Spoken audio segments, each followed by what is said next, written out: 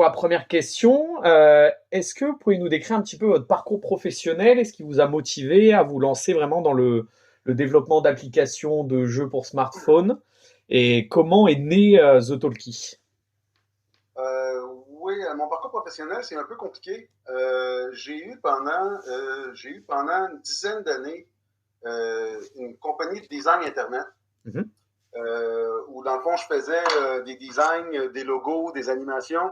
Euh, vous êtes un peu jeune pour vous. Est-ce que vous savez ce que c'était la technologie Flash dans le temps, au début d'Internet? Du tout. Du tout, OK. Ben, c'était Macromedia qui faisait ça, mais qui a été Mhm. racheté ensuite par Adobe. Pour faire une histoire courte, c'était une façon de faire des sites web animés. D'accord, ok. Des sites web animés qui bougeaient avec de la musique, tout ça. Puis ça, c'était un univers que j'aimais beaucoup parce que c'était un univers qui ressemblait un peu aux jeux vidéo. Mhm. Mais par la suite, euh, j'ai fait ça de 2000 à 2010, à peu près. Autour de 2010, l'Internet, c'est vraiment comme, je dirais, figé. C'est-à-dire que Mhm. les sites web animés, tout ça, c'est disparu. Là, c'est vraiment devenu des pages figées et tout. Moi, j'ai trouvé ça moins intéressant. Puis ça me tentait plus de faire ça du Mhm. tout. On est parti, moi et ma famille, pendant un an en voyage.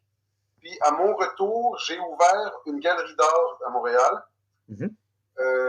J'ai fait ça pendant 2 ans et demi. Et, euh, et par la suite, j'ai embarqué avec mon frère dans un premier jeu vidéo qui s'appelait Bio Inc. Mhm. C'est un jeu qui a eu un assez gros succès sur l'App Store dans son temps. Ensuite, on a fait un autre jeu qui s'appelle Battle Bro, qui a été un flop monumental. Alors BioInc, est-ce que c'est ce jeu où justement il faut lancer une maladie, je crois? Exactement, Ouais, c'est c'est ça. celui-là. Ok. Voilà. C'est ça. C'est le jeu où le but est de tuer son patient. Oui, C'est- oui, d'accord, je vois lequel. Et après, par la suite, il y a eu, alors peut-être ça vient de vous aussi, ou il y a eu celui où on lance une pandémie à l'échelle mondiale. Oui, oui, non, ça c'est pas nous, ça. Ah, d'accord, ok. Non, non, ça c'est pas nous, ça c'est Plague Inc., Ah oui, oui, ça, c'est un autre, c'est ça. ok. C'est ça. J'ai fait ça avec mon frère. C'est ça. On en a fait un deuxième qui a pas marché du tout, malheureusement. Mhm, Mais de Talkie, pour moi, c'est vraiment quelque chose que j'avais en arrière de ma tête depuis très, très, très longtemps. Ça fait plus de 10 ans que j'avais ça en arrière de la tête. mhm, Même au tout début d'Internet, j'avais pas encore l'idée de l'histoire, mais ça fait très longtemps que je me dis que je trouve ça, surtout maintenant, surtout aujourd'hui, les gens se promènent avec leur téléphone, avec leur tablette. Beaucoup de gens aujourd'hui même lisent des romans avec leur tablette. Ils mhm. vont acheter des romans sur Amazon et tout ça, ils lisent des romans sur leur tablette. Et je me suis toujours posé la question, à partir du moment où on a la technologie, pourquoi est-ce que, par exemple, quand on lit Stephen King, pourquoi est-ce qu'à un moment de stress, il n'y aurait pas des sons, il n'y aurait pas des Mhm, musiques, mhm. il y aurait pas des trucs qui nous mettent dans l'ambiance. Je trouve qu'il y a une espèce de caste dans la littérature qui dit que le moindrement qu'on rajoute quelque chose, ça devient un peu adolescent. Et la littérature doit n'être que du texte. Mais dans le fond, j'ai beaucoup de difficultés à comprendre, par exemple, pourquoi est-ce que, contrairement dans un film, la musique a un rôle primordial Mhm. pour accompagner les émotions, pour faire venir l'émotion, pour faire venir la peur, pour faire venir la tristesse. Et, et, et, et c'est vraiment, je trouve, un marché qui n'est pas exploité. Et encore aujourd'hui, je dirais que, et d'ailleurs, c'est pour ça que je suis en train de terminer la version livre de Talkie D'accord. Mhm. que je veux faire en livre parce que je trouve ça un peu dommage que on dirait que je suis dans un marché ou que je suis encore trop tôt dans ce marché-là, dans le sens où les gens en ce moment qui recherchent des histoires interactives, très souvent, comment dire, très souvent, c'est les gens qui vont rechercher les trucs typiquement adolescents qui sont en vente en Mhm. ce moment sur l'App Store. Si on pense à Chapters, si on pense à tous ces trucs-là d'histoire interactive, que qui rentre dans la catégorie Il y a une histoire aussi pour adolescents friendzonés qui a énormément marché. Oui. Voilà, et qui a lancé un petit peu aussi tout cet ben oui, univers, comme tout vous à dites, fait. sur les adolescents, ouais. Ah, c'est ça. Il y a des petites pépites comme ça qui existent. Mais il reste que le gros du marché est vraiment occupé par, je dirais, une espèce d'érotico-sentimental. Et malheureusement, les gens qui rechercheraient, par exemple, à lire un bon Stephen King, à lire un bon Joël Dicker, peu importe, ces gens-là, ils vont pas avoir tendance à aller voir sur l'App Store. Ils vont aller voir sur Amazon les nouveaux livres. Ils vont pas aller voir sur l'App Store parce qu'ils ne savent pas que ça existe. Ils savent pas que c'est une expérience qui existe de lire un vrai bon roman, mais qui est accompagné de musique, de tout ça. D'ailleurs, ça c'est une chose, j'ai vu sur la critique que ça disait que effectivement que tous les chemins mènent à Rome dans le et c'est très vrai, mais c'est une chose qui a été faite par après, dans le sens qu'au tout début j'avais plus qu'une fin, mais j'ai réalisé dans le fond que l'important n'était pas vraiment là et que ceux qui n'arrivaient pas à la bonne fin avaient une moins bonne appréciation de l'histoire. D'accord, ouais. Et donc, j'ai décidé de couper l'interactivité. Vous vouliez éviter l'idée de mince, ça me plaît pas, je refais pour obtenir. Oui, c'est ça. Je voulais vraiment, parce que il y a vraiment dans The Talkie, je l'ai vraiment construit comme un crescendo, un peu comme un crescendo musical, et c'est un crescendo émotionnel. Et je voulais dans le fond que tout le monde puisse le vivre comme ça, comme un bon roman. Je voulais que tout le monde puisse vivre la bonne version. Si on c'est très réussi avec un bon climax à la fin. Donc c'est... Exact. Et c'est pour ça que c'est ça. Je l'ai vraiment construit comme ça. Il y a plusieurs choix qu'on fait qui vont influencer des moments de conversation, mais ça va pas influencer la fin. D'accord. Ok. Donc, je pars dans bien des directions. Il n'y a pas de souci, vous inquiétez pas. Après, voilà, de toute façon, on va rester globalement autour de ça dans l'idée et autour justement aussi de l'histoire et de comment vous avez pu créer un petit peu certains détails. Et donc là, vraiment, comment j'y ai plus ou moins répondu, mais est-ce que vous avez eu un déclic notamment sur l'histoire en elle-même, sur, on va dire, la forme? Vous m'en avez parlé, cette idée vraiment de proposer un petit peu autre chose aussi à ceux qui sont en recherche de lecture, un peu de thriller de façon interactive. Et, mais le concept même de The Talkie, l'histoire, comment elle vous est venue cette idée-là? En fait, c'est un mélange de plusieurs idées d'histoire que j'avais déjà eues.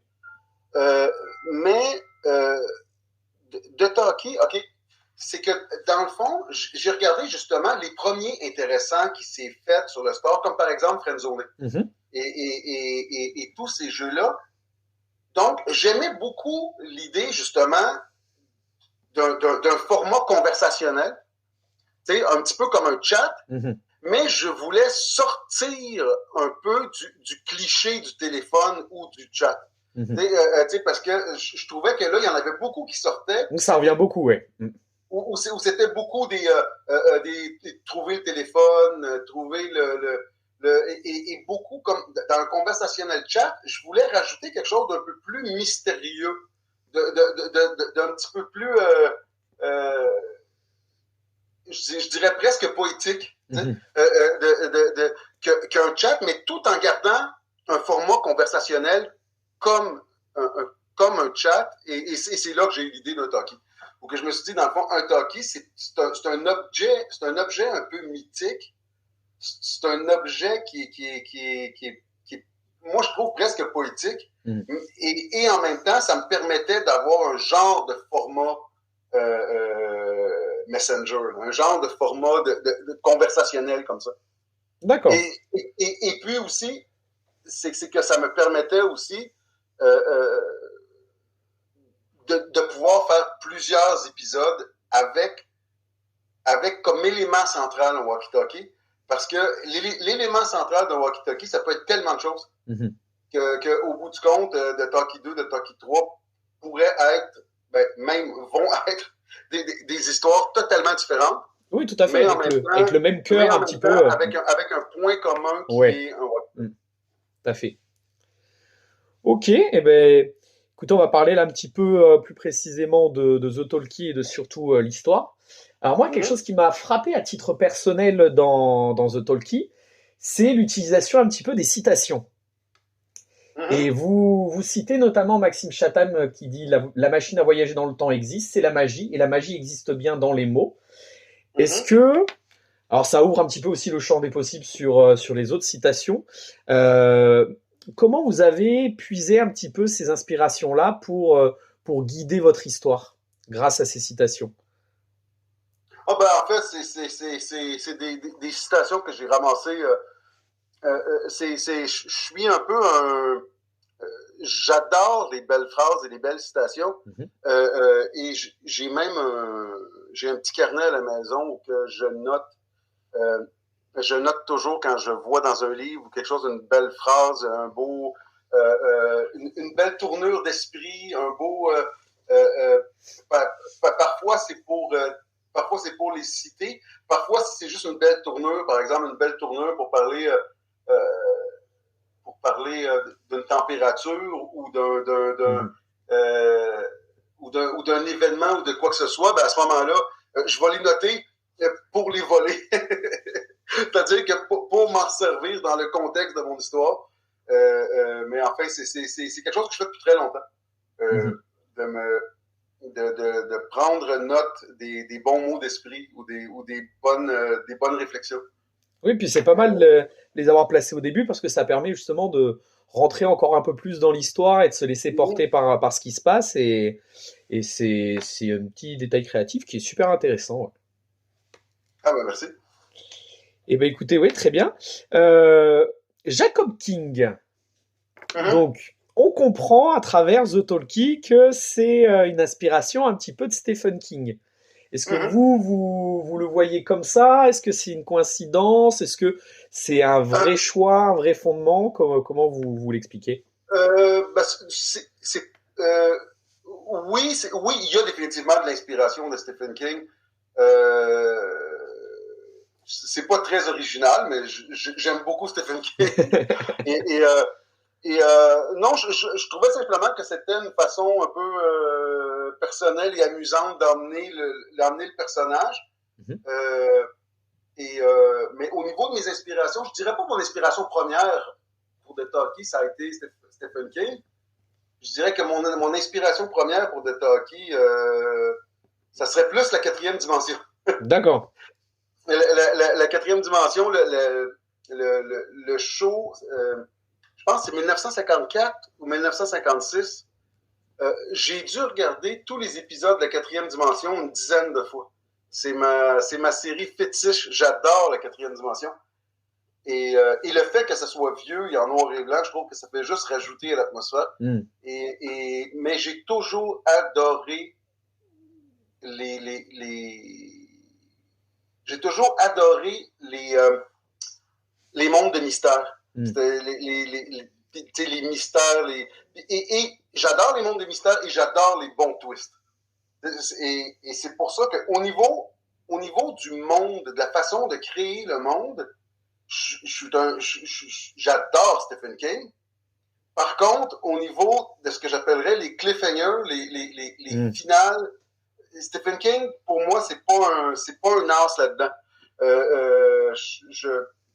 Je pense que au niveau cinématographique, même s'il y en a beaucoup qui l'aiment pas, et c'est vrai qu'il a fait plusieurs trucs un peu malheureux, mais moi j'adore Night Shyamalan quand c'est bien fait. Oui, Et quand c'est bien il a eu des fait, loupés, mais quand c'est bien fait, c'est pas mal. oui, quand c'est bien fait, c'est vraiment pas mal. Mais Mhm.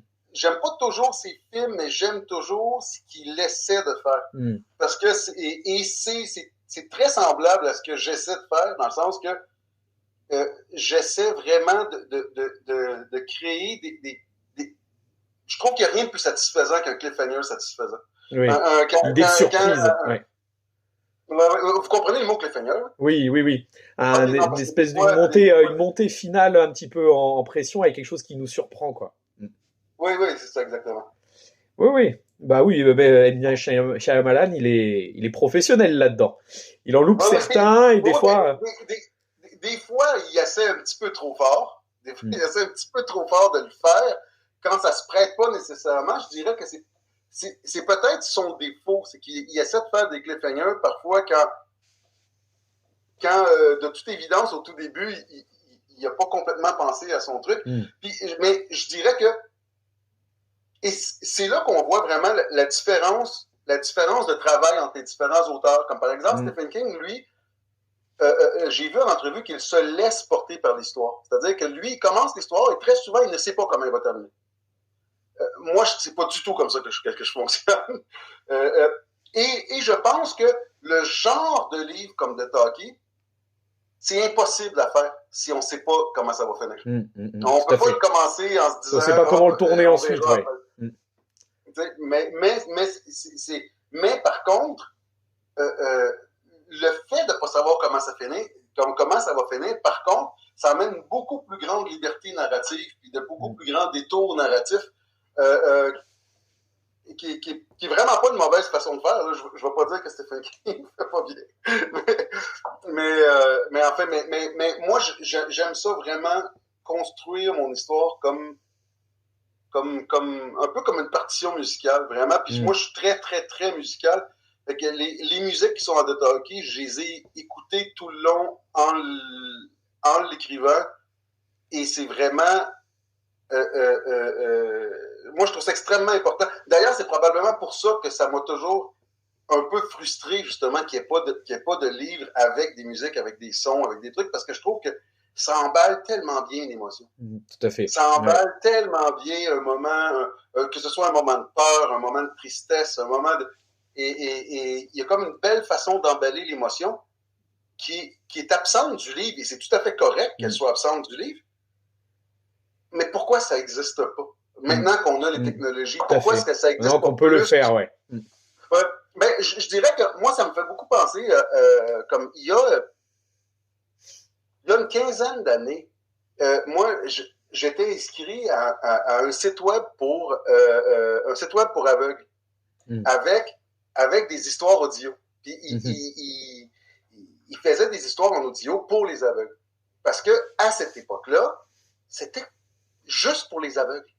C'était une technologie qui existait pour les gens aveugles, mais moi, j'adorais écouter des histoires audio. Je m'endormais avec ça le soir. Puis j'ai passé des années à dire, mais comment ça se fait que ça n'existe pas plus? Pourquoi ça n'existe pas plus? Les gens, en général, ils peuvent l'écouter dans leur auto, ils peuvent l'écouter avec leur téléphone dans le Ou en métro. faisant autre chose aussi, ouais, c'est ce qui est Ouais, particulièrement demandé, ouais. et après ça, pouf, ça l'a explosé. Tout d'un coup, là, ça l'a explosé, Audible.fr et tout, c'est rendu des grosses compagnies. Et là, c'est devenu mainstream, c'est devenu... là, les gens, tout d'un coup, se sont mis à écouter des... Et je pense que c'est un peu la même chose. En ce moment, on est dans l'enfance du livre interactif, du livre... puis je dirais même que dans sa version finale, ce serait même pas obligé d'être interactif. C'est-à-dire que ça pourrait uniquement être un livre... je sais pas ça serait quoi le mot, mais en tout cas, un livre plus, ou tout simplement, ça serait le nouveau Stephen King, mais il y aurait quelques effets visuels, quelques musiques qui arriveraient à des moments précis, plus axé quelques sur sons l'audio. d'ambiance qui arriveraient. Et ça serait juste un plus. Ça serait juste mieux. Puis, en tout cas, selon moi, puis en plus, ça serait toujours, évidemment, ce serait toujours optionnel. Même de talkie, si les gens ont envie de le faire avec le son à off, je peux pas les empêcher. Ah, moi, je les incite, ceux qui écouteront et ceux qui liront, je les incite à le faire avec la musique parce que c'est vrai que c'est ce qui fait tout le charme, quoi. Mm-hmm. Moi, je suis d'accord. Ok, eh ben, écoutez, une autre question. Un fait qui m'a marqué, et c'est super intéressant, je pense aussi pour les lecteurs un petit peu là d'avoir le sentiment votre sentiment là-dessus. Concernant la blessure à la tête de Jacob King à un moment donné dans l'histoire, Oui. est-ce qu'elle joue un rôle crucial un petit peu dans la progression du récit? Comment vous avez perçu cela pour créer du changement? En quoi ça contribue un petit peu à la construction de Jacob King, cet événement-là, pour vous? C'est surtout que ça l'ajoute c'est surtout que c'est quelque chose qui ajoute à la tension dramatique. D'accord. C'est que je voulais un élément qui ajoute à la tension dramatique, qui ajoute à la. Euh, qui ajoute un côté un peu inconfortable. Hmm. Je voulais beaucoup insister sur son malaise, sur sa douleur, etc., de façon à créer une atmosphère de plus en plus inconfortable. Faire Parce monter qu'on la tension. Hmm. on se met à la place de Jacob King et au cours du récit, et là, le problème, c'est que là, je veux pas faire de spoilers, mais disons qu'au cours du récit, j'essaie d'augmenter graduellement et toujours le côté inconfortable et malaisant, Hmm. tant au niveau émotionnel que douleur physique de Jacob, de façon à ce qu'il y ait une extrême libération au cliffhanger. Mhm. Vous comprenez le, Oui, oui, le, oui. le, Cette idée de compte à le rebours un petit peu. Ouais. oui, oui, non, mais c'est exactement. Mais, oui, ben, de compte à rebours, mais aussi une libération émotionnelle. Mhm. Dans la vue c'est ça, dans la vue que c'est ça, c'est comme un train qui monte, qui monte, qui monte, puis là, plus ça va, plus on est inconfortable, plus on se sent mal pour Jacob, plus on, il est torturé et physiquement et mentalement. Et donc, c'est ça. C'est une façon de coincer un peu le lecteur dans le malaise de Jacob King, mais en même temps, c'est ça, mais en même temps, dans le but d'une libération de tout Oui. ça. Grâce au climax ouais, de fin de ouh, il y a tout qui redescend, ça c'est ce qu'on ressent particulièrement. Ouais. Exact. Ok. Est-ce que vous pouvez nous parler du processus de réalisation de The Talkie, vraiment la réalisation audio, purement audiovisuelle? Euh, comment vous avez pris vos décisions un petit peu concernant les aspects visuels, les aspects sonores, et avec qui avez-vous pu travailler, et de quelle façon vous avez travaillé pour réussir à former tout ça? En fait, au niveau audio, pour les acteurs, c'est des gens que j'ai engagés Mhm. pour me faire les voix. Pour les musiques, j'ai dû écouter. Il y a certaines musiques que c'est des arrangements que j'ai pris avec les artistes. Il y a certaines musiques que c'était sur des sites libres de droit. J'ai dû écouter des milliers d'heures de musique pour finalement arriver avec ces musiques-là. J'en ai écouté. C'est incroyable le nombre de musiques que j'ai écoutées. J'ai passé vraiment un temps fou à chercher toujours la bonne musique, le bon son, parce que c'était vraiment central pour moi dans mon idée de l'expérience. C'était vraiment, vraiment quelque chose d'ultra important. Donc, j'ai vraiment, vraiment travaillé fort, très fort là-dessus. Au niveau design, tout ça, tout le design, c'est moi qui l'ai fait parce que je suis designer à la base. Donc, Mhm. mais je suis pas programmeur du tout. Donc, pour toute la programmation, ça, j'ai engagé au tout départ un programmeur. Et par la suite, c'est mon frère avec qui j'avais fait Bio Inc. Qui est venu me donner un D'accord. coup de main pour peaufiner, pour améliorer, pour ajouter les effets de pluie, de neige, en fait, pour ajouter tous les effets que je voulais ajouter dans The Talkie. Mais en fait, c'est un processus qui, bien honnêtement, a été beaucoup, beaucoup plus long que je l'avais imaginé au départ. Mm. Premièrement, parce que juste le fait de l'interaction, ça fait en sorte que toujours il y a toujours 2, 3 réponses à chaque. Ça finit avec un arbre qui est tellement énorme à la Oui. fin, puis tellement perdant. Puis tous les sons, les musiques, les visuels, etc., les images, en fait, ça a été beaucoup plus long aussi parce que, entre-temps, euh, ma femme est tombée enceinte, puis on a eu un petit bébé tardif qui était pas du tout dans les plans, donc évidemment, ça fait des journées de travail plus courtes. Tout à fait. Et, mais enfin, au bout du compte, j'ai fini par l'accoucher, mais ça a été plus long que je pensais. Je suis pas certain que j'aurais voulu embarquer là-dedans, sachant des fois c'est bien d'être un peu naïf au début d'un projet. Parce que sinon, si on voyait la montagne devant nous, on prendrait vertige puis on virait de bord. Mais j'ai commencé ça de façon naïve en pensant que ça serait rapide. Ça n'a pas été le cas du tout. Ça a été très long.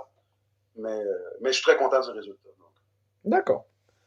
Oui, c'est une façon aussi voilà, de se dire, bon, on s'engage et on gravit étape par étape, montée après montée. Mais déjà, l'idée de l'engagement, voilà, c'est effectivement, comme vous dites, je pense qu'on peut retenir sur tout ça. C'est bien d'être naïf au départ, de se dire, bon, ce projet-là que j'ai à cœur, on se lance à l'intérieur et puis les difficultés, on les fera au fur et à mesure. Alors là, j'ai une question. Ça, c'est une question que j'ai donnée un petit peu aux personnes que j'ai interviewées avant moi. Enfin, avant vous, pardon. C'est quel est votre personnage préféré, celui qui vous a passionné dans son écriture, et pas celui que vous détestez, c'est trop facile comme ça, mais celui où vous avez peut-être eu le plus de mal à essayer de construire justement une psyché, à construire des réactions, à construire des intentions. Voilà, lesquels parmi vos personnages, vous avez de la chance en plus d'avoir un panel de personnages assez réduit, lequel vous a le plus passionné dans son écriture et au contraire, lequel vous avez eu plus de mal? Celui que j'ai trouvé le plus le fun à écrire, c'est Scott. Celui que j'ai le plus de mal, je saurais pas dire. Probablement Kevin. Probablement Kevin, que j'ai trouvé un petit peu plus dur à trouver le bon ton. Mais sans aucun doute, celui qui m'a le plus amusé, c'est Scott. Ça, c'est sûr. Donc on rappelle, ouais, Scott, cette espèce de cow-boy, ancien shérif, voilà, un peu vieux jeu et qui va venir en aide au personnage. On sait pas trop, voilà, on sait pas trop où il se situe. On va laisser le mystère. Je mets souvent dans ma tête un genre de Clint Eastwood grognon. C'est pas mal, c'est bien trouvé. C'est souvent ça que j'imaginais dans ma tête quand je lui donnais vie. Mais oui, ça c'est. Mais j'aime vraiment tous les personnages, donc je peux pas dire qu'il y en a un vraiment que j'ai trouvé difficile ou désagréable à faire. Comme tu dis, c'est que c'est très limité au niveau des personnages, c'est très huis clos comme histoire, donc non, j'aime les personnages, j'aime vraiment chacun des personnages. Donc je peux pas vraiment dire qu'il y en a pas un que j'ai trouvé vraiment difficile ou désagréable à faire. Je les aime, puis ils ont chacun leur personnalité, puis ils ont chacun leur... C'est une drôle d'expérience, d'ailleurs, de se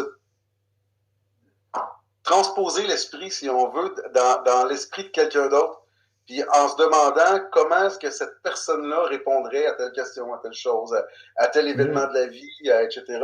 C'est un exercice que j'aime beaucoup, beaucoup, beaucoup faire. Tout à fait. On va parler de la fin. Alors après, vous y avez déjà globalement répondu. Donc on peut essayer de le transposer d'une autre façon. Donc effectivement, on a le droit à une fin.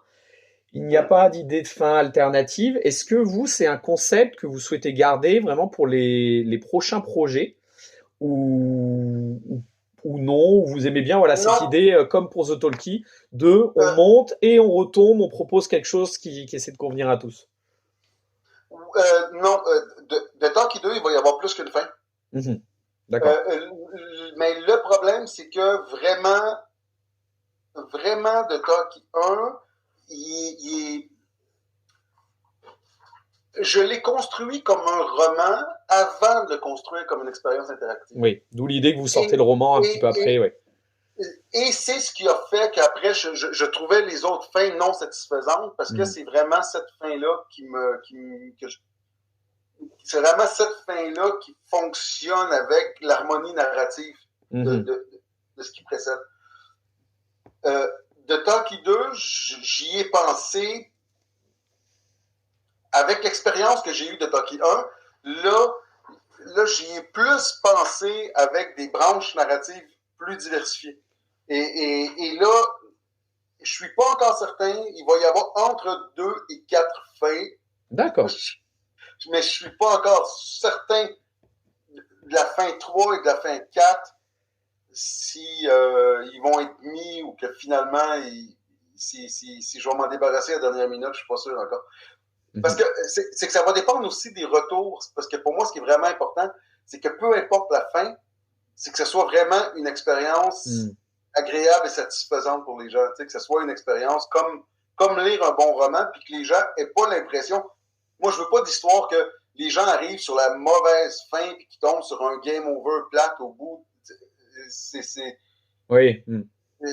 Non, je veux que peu importe la fin, ça soit satisfaisant, comme quand on arrive à la dernière ligne d'un bon livre puis qu'on est content. Donc, je vais voir. Mais oui, il va avoir un peu plus grand, il va avoir une plus grande importance de l'interactivité dans le jeu. D'accord, ok.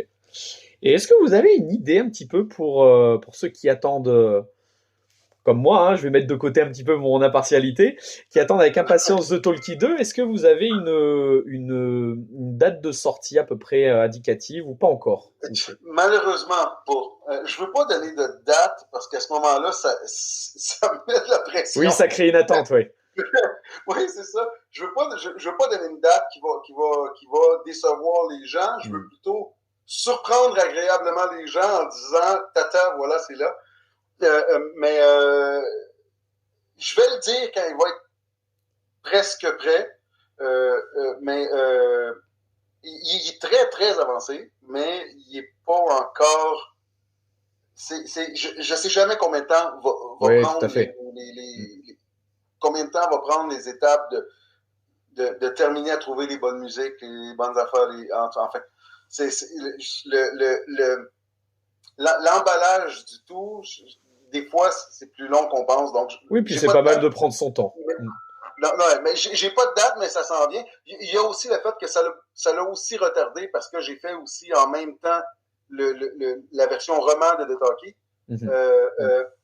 Que là, elle est vraiment 99,9% finie, parce que je suis extrêmement. Je le relis puis je le corrige tout le temps, mais c'est. Là, c'est à peu près lisible. Mais dans la version roman de The Talkie, il y a beaucoup plus de choses,